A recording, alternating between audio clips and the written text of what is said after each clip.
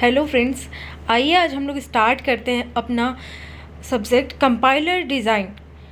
आपको 2 या 3 ट्यूटोरियल्स दिया जाएगा कंपाइलर डिज़ाइन का, उसमें आपका पूरा सिलेबस कवर किया जाएगा। ये ट्यूटोरियल थोड़ा लंबा होगा लेकिन मैक्सिमम सारे टॉपिक्स स्टार्टिंग के कवर कर दिए जाएंगे। तो आइए देखते हैं कंपाइलर क्या होता है। Compiler is a software which converts a program written in a high level language source language to low level language object target machine language. High level language को लो लेवल लैंग्वेज में change करता है compiler. ठीक है, जैसे कि अगर हम लोग सी का कोड लिखते हैं सी लैंग्वेज में, लेकिन वो कंपाइल करके हम लोगों को रिजल्ट देता है, वो जो कंपाइल करता है लो लेवल लैंग्वेज में, लो लेवल लैंग्वेज मतलब मशीन लैंग्वेज मतलब 0 और 1। लो लेवल लैंग्वेज मतलब वो लैंग्वेज जो कंप्यूटर अंडरस्टैंड करता है, हाई लेवल लैंग्वेज वो लैंग्वेज जो हम लोग अंडरस्टैंड करते हैं। तो बीच में तो भाई कुछ ना कुछ इंटरफेस चाहिए ना, जो उसको चेंज करे, हमारे और कंप्यूटर की बात करवाए। कंपाइलर उसको चेंज करता है, कन्वर्ट करता है और कंपाइलेशन एरर देता है अगर कोई गलती करते हैं तो। जो बच्चे टर्बो सी पे या किसी भी सॉफ्टवेयर पे काम किए होंगे, सी का ही काम किए होंगे बेसिक, तो वो समझ रहे होंगे। ठीक है, तो फिर हम लोग आइए देखते हैं कि क्रॉस कंपाइलर क्या होता है। Cross compiler that runs on a machine A and produces a code for another machine B. It is capable of creating code for a platform other than the one on which compiler is running. देखिए, ये cross compiler से objective question आता है कि cross compiler क्या होता है। ये आपको ऐसा कुछ लिख देगा कि ऐसा कौन सा कंपाइलर है जो एक मशीन पे काम करता है, दूसरे मशीन पे मतलब आउटपुट देता है। That runs on a machine A and produces a code for machine B. यहाँ पे 2 मशीन की बात हो रही है, ए मशीन और बी मशीन। ए मशीन में ये रन करेगा और बी मशीन में क्या करेगा, ये रिजल्ट देगा। इसको कहते हैं हम लोग क्रॉस कंपाइलर, याद रखिएगा। फिर है सोर्स टू सोर्स कंपाइलर और ट्रांस कंपाइलर और transpiler is a compiler that translates source code written in one programming language into source code of another programming language. Clear? मतलब एक प्रोग्रामिंग लैंग्वेज को दूसरे प्रोग्रामिंग लैंग्वेज में मतलब ये compile करता है, मतलब इसका ये ट्रांसलेट करना होता है। ये चीज़ आप याद रखिएगा, मेनली कंपाइलर में आपको यही बेसिक है, इससे 1-2 ऑब्जेक्टिव ज़रूर आते हैं। ठीक है, आइए फिर हम लोग आते हैं। नेक्स्ट हमारा स्टार्ट होता है फेजेस ऑफ कंपाइलर। कौन कौन से फेज होते हैं कंपाइलर के। हम लोग को कंपाइलर का काम तो दिखता नहीं है, ये बात तो क्लियर है, क्योंकि कंपाइलेशन तो अंदर में प्रोसेस होता है, बस वो एरर थ्रो आउट करता है हम लोगों को। लेकिन हम लोगों को इंटरनली कंपाइलर डिजाइन में यही पढ़ना है कि अंदर में कैसे कंपाइल करता है। There are 2 major phases of compilation which it turn have many parts. Each of them take input from output of previous level and work in a coordinated way. मतलब ये टॉप डाउन अप्रोच टाइप से काम करता है। एक आपका step दूसरे step को आउटपुट देता है, वो उसको इनपुट समझ के अपना आउटपुट देता है। ठीक है, जैसे कि मैंने कुछ इनपुट लिया, मैंने आउटपुट थ्रो आउट किया, वो आउटपुट आपके लिए इनपुट की तरह काम करेगा और आप उस इनपुट से फिर कुछ ना कुछ आउटपुट निकालेंगे। तो इस डायग्राम को समझते हैं हम लोग। हाई लेवल लैंग्वेज हमने दिया, ठीक है, मैंने कोड लिख दिया। फिर सबसे पहला फेज जो होता है वो होता है लेक्सिकल एनालाइजर फेज, जिसमें अब इसको डीपली हम लोग देखेंगे क्या है। पहले हम लोग डायग्राम समझते हैं। लेक्सिकल एनालिसिस फेज पहले होता है, उसके बाद होता है सिंटेक्स एनालाइजर फेज, फिर होता है सिमांटिक एनालाइजर फेज, फिर इंटरमीडिएट कोड जनरेटर, फिर कोड ऑप्टिमाइजर और देन टारगेट कोड जनरेशन। एक चीज़ आप लोग ध्यान दे रहे होंगे कि सिंबल टेबल जो है, ये जितने भी ये 6 स्टेप के साथ सिंबल टेबल्स पैरेलली काम कर रहा है, मतलब हर फेज के साथ सिंबल टेबल अपना होता है। एरर हैंडलिंग का भी वे हर एक फेज का होता है। तो अब हम लोग समझेंगे कि लेक्सिकल एनालिसिस फेज में क्या होता है, सिंटैक्स में क्या होता है, सिमांटिक में क्या होता है। पहला जो 3 फेज है, याद रखिए, पहला जो 3 फेज है वो फ्रंट एंड की तरह काम करता है। ठीक है, पहला जो 3 फेज है। अब लेक्सिकल, सिंटैक्स और सिमांटिक्स एनालिसिस, ये क्या होता है, मेनली हम इस 3 पार्ट को डिटेल में समझेंगे, फिर हम नीचे आएंगे 3 पार्ट में। अब जितना भी कंपाइलर डिजाइन का टॉपिक है, जितना भी कंपाइलर डिजाइन है, इसी फेज को हम लोग चैप्टर वाइज डिवाइड करके पढ़ेंगे। लेक्सिकल, सिंटैक्स, कोड ऑप्टिमाइजेशन कैसे कैसे करते हैं, मतलब आप पूरा समझ लीजिए सब्जेक्ट कंपाइलर डिजाइन, यही 6 मॉड्यूल है और कुछ नहीं है। सबसे पहला था हमारा एनालिसिस फेज। मैंने कहा 2 पार्ट में डिवाइड करते हैं। पहला 3 जो होता है वो एनालिसिस फेज के अंदर आता है, जिसमें हम लोग एनालाइज करते हैं कोड को। उसमें हम लोग कोई भी चेंजेस नहीं करते, एनालाइज करते हैं, ठीक है। एनालिसिस फेज में क्या होता है, an intermediate representation is created from the given source. हम लोग जो दिए मेन सोर्स प्रोग्राम दिए, ठीक है, इसको इंटरमीडिएट फॉर्म में, मतलब बीच कोई मिडिल इंटरमीडिएट कोड में ये चेंज करता है। तो ये 3 लेयर को फॉलो करके करता है। ये 3 लेयर कौन सा है? पहला है लेक्सिकल एनालाइजर, दूसरा है सिंटेक्स एनालाइजर, तीसरा है सिमांटिक एनालाइजर, और चौथा intermediate code generator. Intermediate code generator में क्या होता है, आपका कोड जनरेट हो जाता है इंटरमीडिएट फॉर्म में, ठीक है। तो पहले हम लोग आते हैं लेक्सिकल एनालाइजर का क्या काम क्या है हमारा, ठीक है, ये हम क्लियर करते हैं। पहले इसमें किस फॉर्म में चेंज करता है सोर्स को। आइए हम लोग समझते हैं lexical analyser phase. Lexical analyser phase क्या करता है, प्रोग्राम को टोकेन्स में कन्वर्ट करता है। सिंटेक्स क्या करता है, सिंटेक्स चेक करता है, मतलब सिंटेक्स सेंटेंसेस में कन्वर्ट करता है। और फिर सिमांटिक एनालिसिस क्या होता है, मीनिंगफुल स्टैटिक मतलब स्टेटमेंट्स और semantics of each construct. Intermediate code generators, abstract code.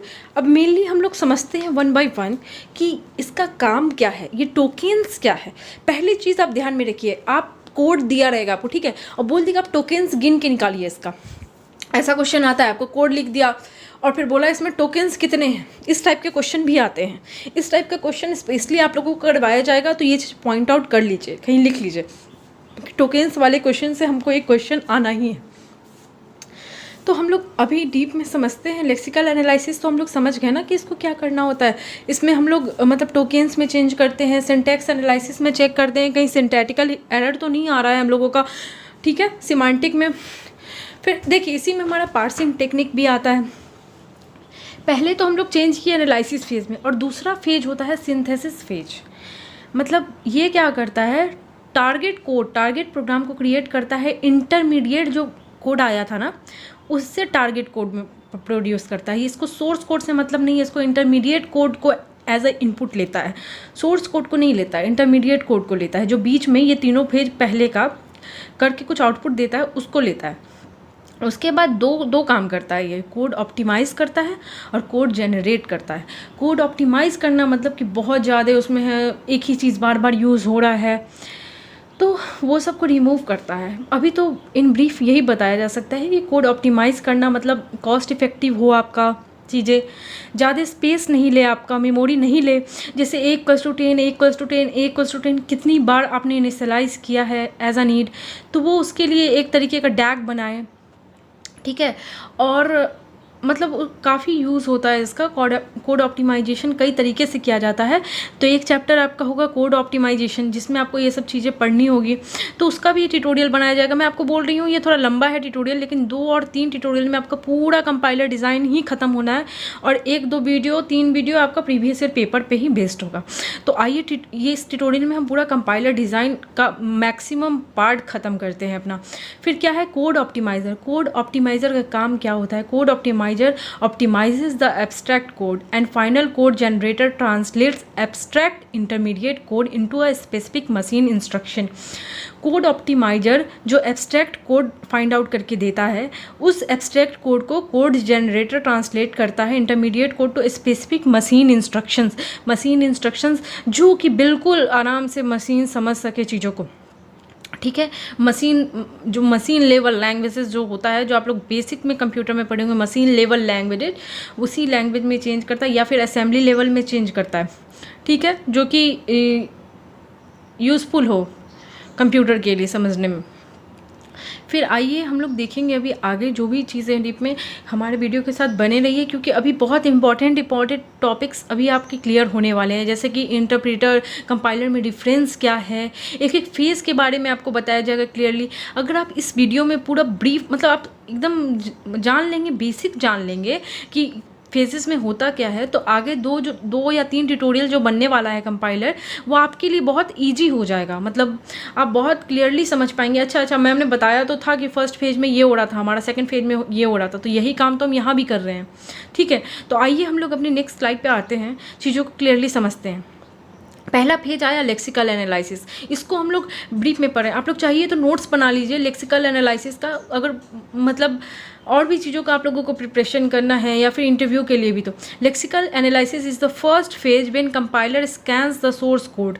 This process can be left to right character by character and group this characters into tokens. Lexical analysis, अगर देखिए कभी कभी क्या होता है, मैच द फॉलोइंग्स आता है, ग्रुप ए को ग्रुप बी से मिलाना होता है। लेक्सिकल एनालिसिस को मैच करना होगा टोकन्स से, टोकन्स आता है। मेनली लेक्सिकल एनालिसिस जो है वो टोकन से ही रिलेटेड है। ये लेफ्ट टू राइट स्कैन करता है, ये चीज़ आपको समझने की ज़रूरत है। लेफ्ट टू राइट करता है, कैरेक्टर बाय कैरेक्टर करता है, क्लियर, कैरेक्टर बाय कैरेक्टर करता है and group this characters into tokens. Here the character streams from the source program is grouped into the meaningful sequences by identifying the tokens. It makes the entry of the corresponding tickets into the symbol tables and passes that token the next phases. Mainly आपको इसमें समझने की यही ज़रूरत है कि इसमें 1 by 1 ये टोकन क्रिएट करता है ईच एंड एवरी कैरेक्टर के लिए, ठीक है। आपको बता देगा कि आपके इस कोड में कितना टोकन है, 40 है, 42 है, 60 है, 70 है, 80 है, 90 है। और जैसे कि अगर ए को आपको टोकन 1 मिल गया तो फिर नीचे ए को नहीं मिलेगा, मतलब आपको ये चीज़ रिपीट, लाइक देखिए ए इक्वल्स टू 10 मान लीजिए, तो ए एक टोकन हो गया, इक्वल्स टू एक दूसरा टोकन हुआ, और 3 चौथा टोकन, तीसरा टोकन हुआ, और जो आप सेमी कॉलन लगाए वो चौथा टोकन हुआ। कुछ क्लियर हुआ कैसे ये part by part, module by module, मतलब आप छोटे छोटे टुकड़े में आपको आपके प्रोग्राम को तोड़ के टोकन बनाता है। टोकन कितने भी टाइप का हो सकता है, जैसे वो टोकन कीवर्ड वेरिएबल हो, कीवर्ड हो, कितने टाइप का होता है। आइए हम लोग अभी एक छोटा सा एग्जांपल देखते हैं और समझते हैं कि टोकन कैसे चेंज करता है, टोकन किसको कहते हैं, ठीक है। ये है हमारा example, x equals to Y plus 10। x भी जो है हमारा वो एक टोकन है, इक्वल्स टू हमारा दूसरा टोकन है, y तीसरा टोकन है, प्लस चौथा, और 10 पाँचवा टोकन है। अगर टोकन काउंट की बात यहाँ की जाए तो अब x क्या है, x एक tariके का आइडेंटिफायर है, इक्वल्स टू क्या है, असाइनमेंट ऑपरेटर है, और y क्या है, आइडेंटिफायर है, फिर प्लस क्या है, असाइनमेंट ऑपरेटर है, और 10 क्या है, हमारा टीजर है। देखिए अब इस तरीके से पता चला कि number of count of tokens कितना है, इसमें 5 है, ठीक है। Total token count equals to 5। Second phase हमारा क्या था, याद करिए फेजेस उस डायग्राम में, सिंटेक्स एनालिसिस फेज था हमारा। सिंटेक्स एनालिसिस लेक्सिकल एनालिसिस के बाद सिंटेक्स एनालिसिस का क्या काम होता है, syntax analysis is all about discovering structure in code. It determines whether और not a text follows the expected format. The main aim of this phase is to make sure that the source code was written by programmer is correct और not. मतलब ये एक तरीके से आपको बताता है कि आपने जो कोड बनाया है वो करेक्ट है या नहीं है। सिंटैक्स एनालिसिस मतलब सिंटैक्स एरर जो होता है, आपका सिंटैक्स एरर जो होता है, ये सब फाइंड आउट करता है इस फेज में। आइए हम लोग क्लियरली समझते हैं चीज़ों को। Syntax analysis is based on the rules based on the specific programming languages by constructing the parse tree with the help of tokens. It also determines the structure of source language and grammar or syntax of the language. ये parsing भी कहते हैं इसको, parse phase भी कहते हैं, parsing phase भी कहते हैं, पार्सिंग एनालिसिस भी कहते हैं, क्योंकि इसमें हम लोग पार्स ट्री बनाते हैं। क्या बनाते हैं, पार्स ट्री बनाते हैं। पार्सिंग का कॉन्सेप्ट इसमें आता है। और एक चीज़ क्लियर कर दिया जाए आप लोगों का कि जो पार्सिंग जो होता है, ये पार्सिंग आपका मेन, आप एक तरीके से समझ लीजिए हार्ट है इस सब्जेक्ट का। आपको अगर मेन फोकस करना है कंपाइलर डिज़ाइन में किसी चीज़ में, तो वो है पार्सिंग टेक्निक पर ही करना है। इसमें 4 और 5 पार्सिंग टेक्निक होता है, उसमें थोड़े न्यूमेरिकल्स पेपर होते हैं। तो दूसरा मॉड्यूल जो आपका बनेगा वो पार्सिंग टेक्निक पे बनेगा, जिसमें आपको LL1 LR0 ये सब इस पर क्वेश्चंस करवाए जाएंगे। तो उस ट्यूटोरियल को बिल्कुल भी मिस ना करें, नोटिफिकेशन ऑन रखें, ताकि दूसरा ट्यूटोरियल जब भी आए तो आप उसको कंटिन्यू कर सके। क्योंकि ये बात तो है कि वो क्वेश्चन आप एक बुक से पढ़ के नहीं सॉल्व कर पाइएगा, कहीं ना कहीं दूसरे प्रॉब्लम में कन्फ्यूज़न हो ही जाएगा। तो आपको ट्रिक वगैरह बताया जाएगा उस केसेस को करने का। तो ये चीज़ ध्यान रखना है कि सेकेंड वाला ट्यूटोरियल बिल्कुल भी स्किप नहीं करना है। अब देखते हैं हम लोग, here is a list of task performed in the phase. Syntax analysis phase में कौन कौन सा काम किया जाता है। Obtain tokens from the lexical analyzer, मतलब हम लोग टोकन्स फाइंड आउट करते हैं लेक्सिकल एनालाइजर से। फिर checks if the expression is syntactically correct और नॉट। सिंटैटिकली एरर को हम लोग इसमें चेक करते हैं। रिपोर्ट ऑल सिंटैक्स एरर्स, जितने भी सिंटैक्स एरर होते हैं, लेकिन जैसे कि आपको सेमी कॉलन देना था, आपने दिया नहीं, फुल स्टॉप दे दिया, सिंटैक्स एरर है। इस एरर को फाइंड आउट करता है। Construct a hierarchical structure which is known as a parse tree, मतलब मेन कॉन्सेप्ट जो है हमारा पार्स ट्री का वो सिंटैक्स एनालिसिस फेज में ही आता है। क्लियर है? ठीक है। अगर क्लियर नहीं है, कहाँ क्या प्रॉब्लम हो रही है, प्लीज़ नीचे कमेंट कीजिए। और अगर वीडियो पसंद आ रहा है तो वीडियो ख़त्म होने दीजिए, पहले एक लाइक ज़रूर कीजिएगा अगर वीडियो आपको पसंद आया है। और अगर आप नए हैं हमारे चैनल पे तो सब्सक्राइब कीजिए। फ्री में पढ़ाया जा रहा है, कुछ कॉस्ट तो लिया नहीं जा रहा है, मतलब आराम से आप लोग एनआईसी का प्रिपरेशन कर सकते हैं। यहाँ पर क्या परेशानी है, लॉकडाउन है, आराम से घर में बैठे तैयारी कीजिए। आइए हम लोग देखते हैं example. An identifier number is an expression. If X is a identifier and Y plus 10 is an expression, then X equals to Y plus 10 is a statement. Clear? हम लोग टोकेन्स तो क्रिएट किए थे लेक्सिकल एनालिसिस फेज में, अब यहाँ पर हमको स्टेटमेंट बनाना है सिंटेक्स एनालिसिस फेज में। क्लियर है ना? एग्जाम्पल, ठीक है। आइए हम लोग अपना नेक्स्ट स्लाइड देखते हैं। ये देखिए, पार्ट्स ट्री हम लोग क्रिएट किए हैं किसके लिए, a प्लस बी जो पैरेंथेसिस के अंदर है इंटू सी के लिए। तो सबसे पहले जो पैरेंथेसिस के बाहर है उसको हम लोग मिड लिए, उसके नीचे सी गया, फिर प्लस और लेफ्ट में ए और बी। यही है हमारा पार्ट्स ट्री क्रिएशन। क्लियर? अब आइए हम लोग देखते हैं अपना थर्ड फेज जो है semantic analysis phase. Semantic analysis checks the semantic consistency of the code. It uses the syntax tree of the previous phase along with the symbol table to verify that the given source code is semantically consistent. It also checks whether the code is conveying an appropriate meaning. Semantic analyzer will check for type mismatch, incompatible operands, if function called with improper arguments, and undeclared variables etc। कुछ चीज़ें clear हुई कि किस चीज़ पे focus करता है, type mismatch नहीं हो, ऑपरेंड सही जगह पे हम लोग यूज़ किए हो। जैसे कि a प्लस बी होता है जी, ए बी नहीं होता है, a प्लस ए बी, मतलब आपको वही टाइप मिसमैच ये चेक करेगा। ऑपरेंड वगैरह मतलब ऐसा तो नहीं है कि ए बी प्लस सी कर दिया है और बीच में ए और बी के कोई ऑपरेटर ही नहीं है, इस टाइप का इम्प्रॉपर आर्गूमेंट्स तो नहीं दे दिया है, अनडिक्लेयर्ड वेरिएबल तो नहीं है। जैसे अब ए वेरिएबल को बना दिया इंट ए, लेकिन इसमें कुछ क्लियर किया नहीं है। इस टाइप का चेकिंग किस में होता है, सिमेंटिक एनालिसिस में होता है। तो क्वेश्चन पूछता है सिमेंटिक एनालिसिस में, अब बोली तो मैं जैसे कि मैचिंग वाला क्वेश्चन पूछ देगा, तो ये सब चीज़ का ध्यान रखना है। आइए हम लोग नेक्स्ट स्लाइड अपना देखते हैं। इसमें क्या है कि functions of semantic analysis phase deeply पढ़ते हैं। Helps you to store type information gathered and save it in symbol table और syntax tree. Allow you to perform type checking. Type checking किस में होता है, सिमेंटिक एनालिसिस में। Note down कीजिए, type checking किस में होता है, टाइप चेकिंग किस में होता है, सिमेंटिक एनालिसिस में। Very good.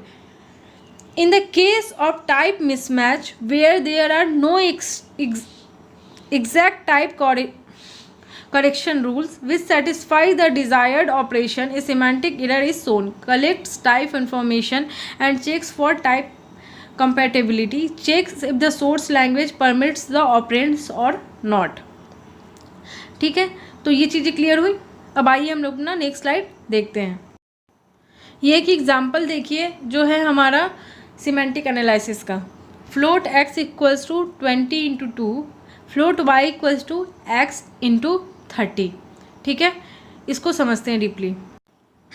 In the above code the semantic analyzer will type cast the integer 30 to float 30.0 before multiplication.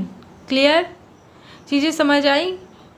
Example देखिए, फिर से बैक जाइए, एग्जाम्पल देखिए और चीज़ें समझिए, कोरिलेट कीजिए कि ये क्या कह रहा है। पहले तो ये टाइप कास्ट करेगा क्योंकि फ्लोट टाइप का है, तो 30.0 में, ठीक है, तब इसको बिफोर मल्टीप्लिकेशन, तब इसको मल्टीप्लाई करेगा। ये होता है सिमेंटिक एनालिसिस का एक सिंपल सा छोटा सा बस थ्योरेटिकल नॉलेज देने के लिए एग्जाम्पल है। आइए अब हम लोग इंटरमीडिएट कोड जनरेशन पे आते हैं। Once the semantic analysis phase is over, the compiler generates intermediate code for the target machine. जैसा कि शुरू में ही मैं बताई थी कि intermediate code मतलब बीच का एक कोड जनरेट करता है 3 फेज पास करने के बाद. It represents a program for some abstract machine. ठीक है.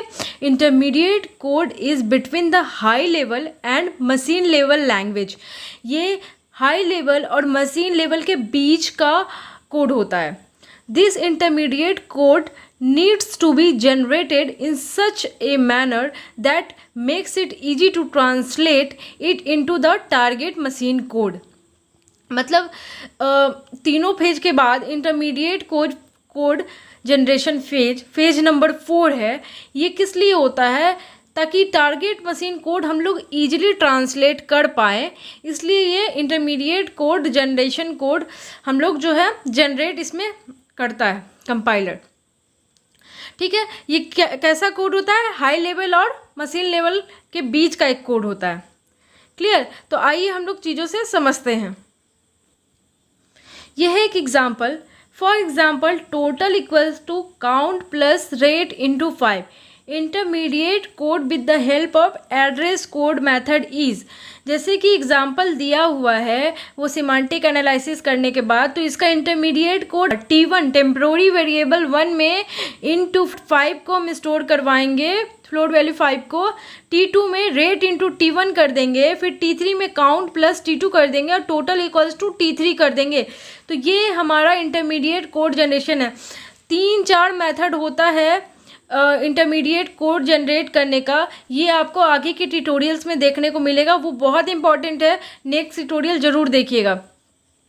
इसमें क्या होता है, जैसे कि किस टाइप का होता है, क्वाड्रिपल होता है, ट्रिपल होता है, ये सब एक वे होता है इंटरमीडिएट कोड रिप्रेजेंट करने का. देखिए कंपाइलर बहुत छोटा सब्जेक्ट है, 2 दिन में कवर किया जा सकता है.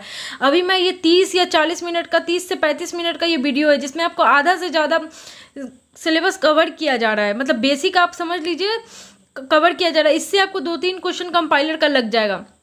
इसके बाद है वो भी बहुत इंपॉर्टेंट है, चाहे वो गेट के पर्पज से हो, आप गेट के लिए भी तैयारी कर रहे हैं तो उसके लिए भी इम्पॉर्टेंट है, NIC के लिए भी, कोल इंडिया के लिए, इसरो के लिए, साइंटिस्ट भी के लिए, आप जो भी पोस्ट के लिए कर रहे हैं हर जगह कंपाइलर यही है. आप डिप्लोमा के स्टूडेंट हो, MCA के स्टूडेंट हो, BCA के स्टूडेंट हो, कंपाइलर कहीं चेंज नहीं होता है. कंपाइलर यही है जो आपको हर जगह पढ़ना है. आइए हम लोग नेक्स्ट फेज पे आते हैं. Phase number 5 code optimization. Optimization का मतलब ही होता है चीज़ों को ऑप्टिमाइज करना, इफेक्टिव करना, इफिशियंट करना. The next phase of is code optimisation और intermediate code. This phase removes unnecessary code lines. Coding करते तो समझ आता नहीं है कि क्या क्या हम लोग एक्स्ट्रा कर दिए हैं, तो ये इसका काम यही है कि फालतू की चीज़ों को हटाओ और इफेक्टिव करो. मतलब सीधा सीधी बात में समझ लीजिए, कॉस्ट इफेक्टिव करना है, मेमोरी इफेक्टिव करना है, स्पेस इफेक्टिव करना है, फटाफट करो. और मतलब 10 लाइन के कोड को कम ऑप्टिमाइज कर देता है, जितना ज़रूरी होता है उतने में करता है, जिससे हमारा प्रोग्राम आउटपुट दे दे. This phase removes unnecessary code line and arrange the sequence of statements to speed up the execution. ये हमारे एग्जीक्यूशन को स्पीड अप मोड में भी लाता है of the program without wasting resources. अब मेमोरी जो है ये भी वेस्ट ना हो, कम वेस्ट हो, वो ये फोकस करता है. फिर नेक्स्ट लाइन है, the main goal of this phase is to improve on the intermediate code to generate a code that runs faster and occupies less space. क्या होता है main goal of this phase is to improve on the intermediate code to generate a code that run faster and occupies less space.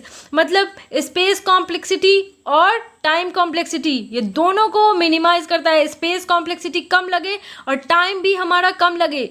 समझ रहे हैं? Space complexity और time complexity को ये कम करे चीज़ों में. आइए एक एग्जांपल के साथ समझते हैं क्या है ये.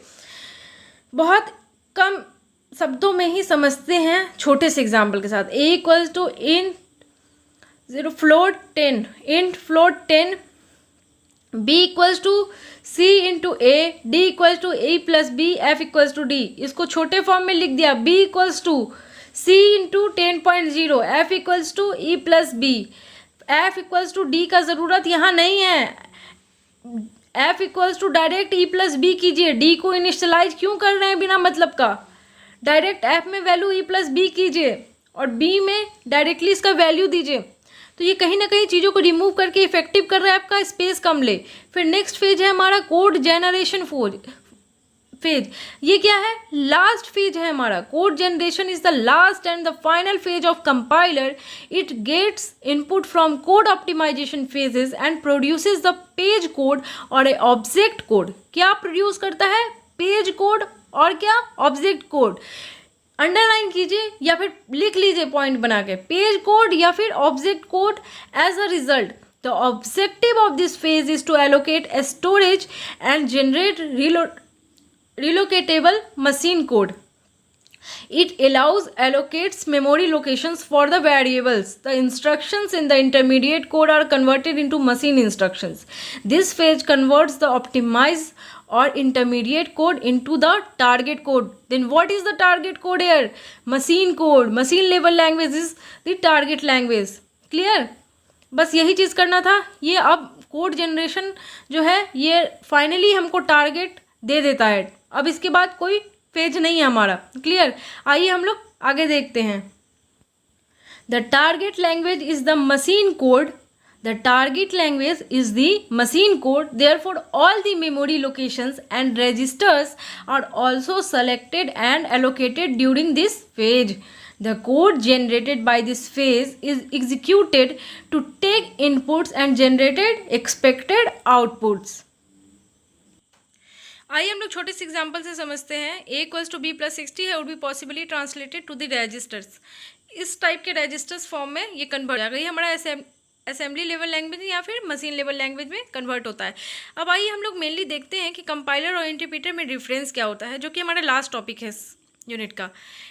कंपाइलर क्या होता है? It reads the whole program at a time. पूरे प्रोग्राम को एक बार में रीड करता है, जबकि इंटरप्रीटर है लाइन बाय लाइन रीड करता है। ये मेन डिफरेंस है, क्वेश्चन में पूछता है। It translate the whole program at a time और ये 1 by 1 करता है। इट प्रोड्यूसेस मशीन कोड, जबकि interpreter it produces intermediate code after translation. ये क्या करता है? मशीन कोड, और ये इंटरमीडिएट कोड को कन्वर्ट करता है। चौथा डिफरेंस है, it takes large amount of time to analyse the source code, और इसका है it takes less amount of time to analyse the source code. पांचवा है, इट इज़ फास्टर, और interpreter it is slower. Slower क्यों है? Slower इसलिए क्योंकि लाइन बाय लाइन कन्वर्ट करता है, जबकि वो पूरे को करता है। छठा है, it requires more memory space, जबकि इंटरप्रीटर जो है वो लेस मेमोरी स्पेस उसमें ज़रूरत होता है। सेवेंथ है, it is good for professionals, और सेवेंथ है, it is good for beginners. मतलब इंटरप्रीटर अगर आप नए हैं तो ये आपके लिए सही है, जबकि प्रोफेशनल लोगों के लिए कंपाइलर ही ज़रूरत है। Programming language like C++ uses compiler. ठीक है, इंटरप्रीटर को कौन यूज़ करेगा? Programming languages like Python, Ruby uses interpreter. Clear है? Interpreter line by line convert करता है, कंपाइलर पूरे प्रोग्राम को एक साथ करता है, इसलिए ये फास्टर और ये स्लोअर है। मेमोरी इंटरप्रीटर कम लेता है, कंपाइलर ज़्यादा लेता है। C++ एग्जाम्पल है कंपाइलर का, और इंटरप्रीटर को कौन यूज़ करता है? पाइथन, रूबी जैसा लैंग्वेजेस। क्लियर? आई थिंक ये ट्यूटोरियल आप लोगों के लिए बहुत हेल्पफुल होगा। आगे और भी अगर आप नए हैं तो नोटिफिकेशन बटन पे क्लिक कर दीजिए और सब्सक्राइब कीजिए। अगर ये वीडियो पसंद आया है, आपको लगा है कि इसमें मेहनत किया गया है, तो प्लीज़ एक लाइक ज़रूर दीजिएगा। और अगर आप कमेंट करते हैं ना वीडियो के नीचे, आप लोग देखते हैं फिर ठीक है, काम ख़त्म। अगर आप लोग कमेंट करते हैं तो बहुत वो हेल्पफुल और मेरे को मोटिवेशन देता है आगे वीडियोज़ को क्रिएट करने के लिए। तो प्लीज़ कमेंट ज़रूर कीजिएगा। अगर आपको वीडियो पसंद आया, लाइक भी कीजिएगा। Thank you so much.